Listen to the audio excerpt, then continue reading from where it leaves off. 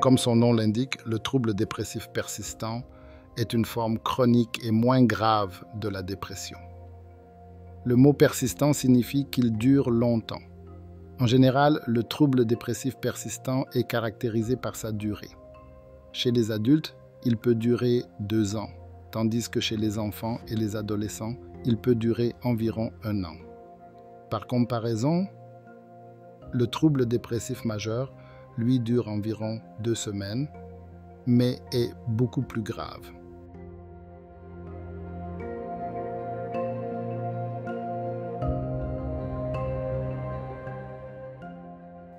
Donc, dans le trouble dépressif persistant, les symptômes sont évidents. Chez les enfants et les adolescents, les membres de la famille remarquent une tristesse ou une irritabilité subjective et au moins 3 des symptômes qui figurent dans nos critères. Les symptômes les plus courants sont un manque de sommeil ou un sommeil excessif, un manque d'appétit ou un appétit excessif, un faible niveau d'énergie ou de la difficulté à se concentrer ou à prendre des décisions. Ils peuvent vivre du désespoir et même avoir des idées suicidaires. Ces symptômes ne sont pas attribuables à la consommation de substances psychoactives ni à d'autres problèmes de santé mentale comme la schizophrénie, le trouble schizoaffectif ou la maladie psychotique. Les symptômes vécus affectent le fonctionnement dans la vie sociale, professionnelle et scolaire.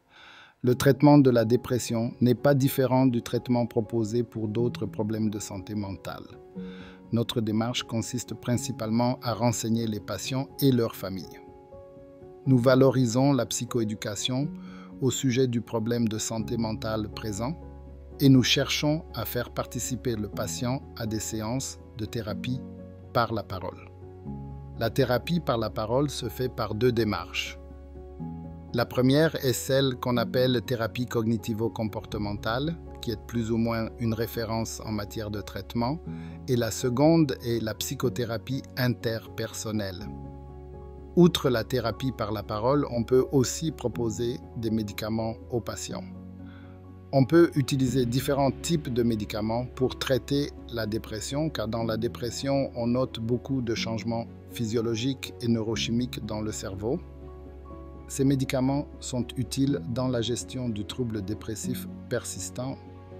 Généralement, on combinera médicaments et thérapie par la parole selon la gravité des symptômes. Si les symptômes sont plutôt modérés, le patient pourrait bien répondre à la thérapie par la parole. Certaines personnes qui pourraient avoir essayé des médicaments par le passé pourraient ne pas vouloir en prendre de nouveau et vouloir plutôt mettre l'accent sur la thérapie par la parole. Un autre type de traitement que l'on peut proposer est ce que l'on appelle l'activation comportementale. Notre souhait, c'est que la personne puisse s'adonner à des activités quotidiennes structurées. On lui donne des exercices et des activités à faire pour l'aider en plus de la thérapie par la parole et des médicaments. Toutes ces solutions rassemblées aident une jeune personne à se remettre ou à se sentir mieux si elle est déprimée.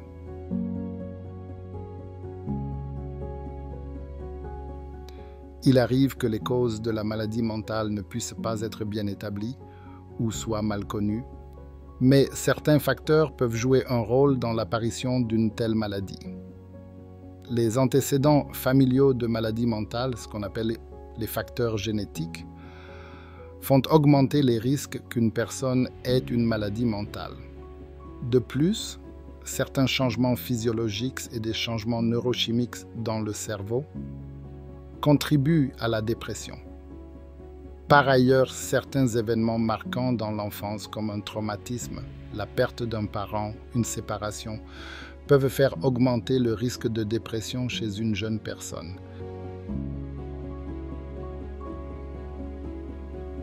La stigmatisation entourant la santé mentale est immense et elle nuit au traitement. Il est donc très important de déployer des efforts dans le but de réduire la stigmatisation. Si vous êtes capable de parler de votre problème de santé mentale, il est bon de prendre des notes sur votre expérience afin d'aider votre entourage à mieux comprendre la situation.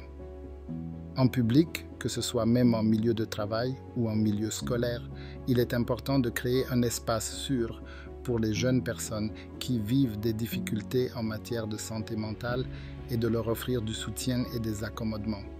On doit aussi être conscient du langage qu'on emploie, car on ne veut pas qu'une personne qui vit des symptômes de dépression pense qu'on ignore qu'elle vit quelque chose de difficile et que l'on essaye de normaliser sa manière de se sentir pendant que tout ce temps-là, elle est continuellement tourmentée par la maladie. En résumé, la sensibilisation et l'information sont très importantes. Il faut offrir du soutien, défendre les intérêts des personnes touchées par la maladie mentale et essayer de réduire la stigmatisation dans notre environnement.